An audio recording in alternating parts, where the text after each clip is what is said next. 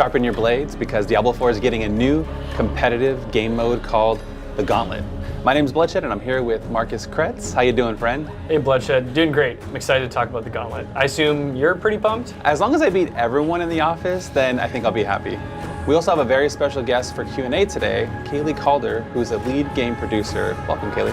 Hey, it's really great to be here with you guys, and I'm really excited to talk about the Gauntlet. Yeah, I was telling Marcus, I think it's cool that we have a developer deliver this information publicly.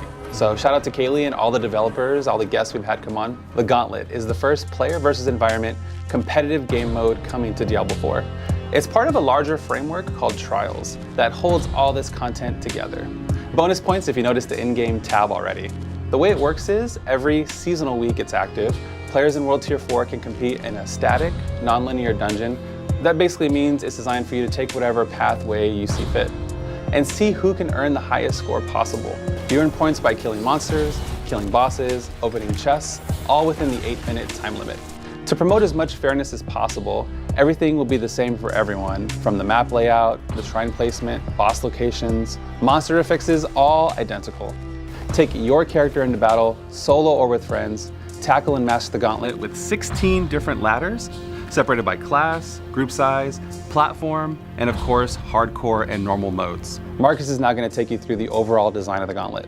Thanks, Ruben. So the Gauntlet is designed for mastery. Every week is like a new puzzle for you to figure out. You or your group can develop strategies specific to your build or playstyle. Since the dungeon is non-linear, you will need to decide the best route to take. You're also going to have to figure out the best time to loot chests or to pop pillars. Speaking of pillars, we are adding 2 unique versions to the Gauntlet. The first one we're adding is called the Pillar of Glory. This pillar gives you a score multiplier for the duration of the effect. It's best used when there's lots of monster density to gain the highest score possible, since monster kills grant points.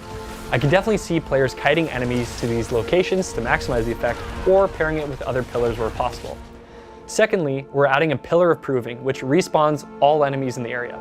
This one is very fun, and hey, who doesn't love more monsters to kill? These kinds of tools in the Gauntlet allow for some creative ways to score points, which could be different from what other players are doing, helping to set yourself apart from the competition.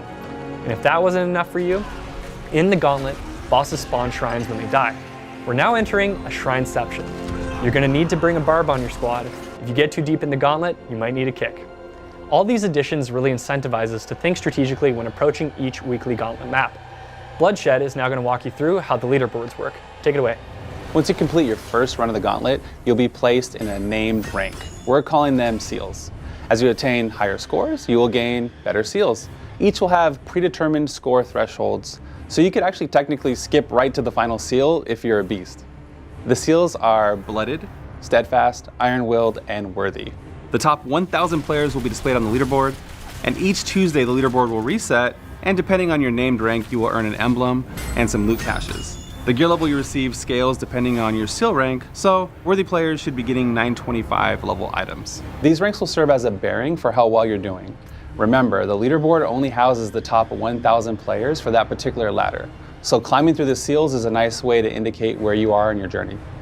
In addition, the top 10 players each week for every ladder are going to be immortalized forever in the Hall of the Ancients. Yes, you'll be able to go back years later and show your children just how much of a badass you were. All right, Marcus, what questions do we have for Kaylee? So for Q&A, we try to think of questions the community might have, or sometimes we just want to see how developers approach certain mechanics. So Kaylee, shrines only spawn when a boss is killed, right? When you're exploring the Gauntlet, you're only going to come across pillars. So for the shrines that spawn when a boss is killed, do those change at all?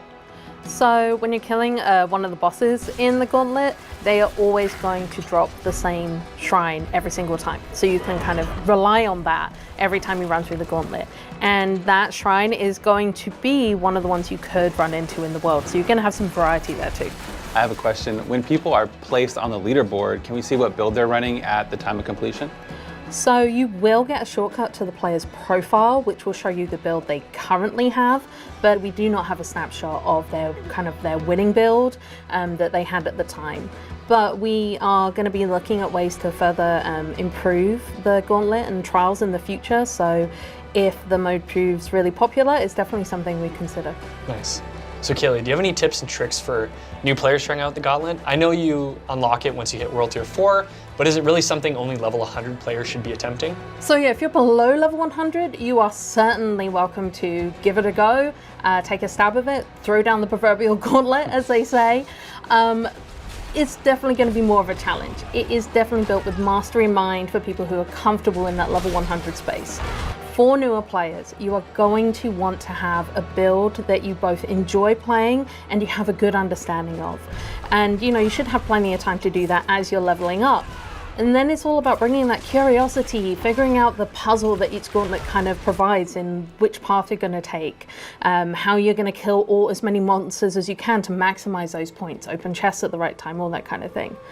I personally think it's going to be really fun to tackle this as a newer player with friends in a party. So you can help each other with your builds and figure out the best route together that's going to really help you hit those seals. And you never know, maybe you'll surprise yourself. I love it. To my knowledge, we can use consumables inside the Gauntlet, but can I just swap my skills around, swap my gear around when I'm inside? No, you're not going to be able to swap your gear or skills once you go in, so you're going to want to make sure you're fully prepared before you kind of enter. You can use consumables so you can kind of maximize your build on the fly as you're playing through. And again, this is one of those things that we'll look at making improvements to or changes to as the Gauntlet is live and everybody's enjoying it. I'm definitely ready for the Gauntlet, so big shout out to Kaylee for joining us and providing more perspective. Well, that seals it for today. See y'all in Sanctuary.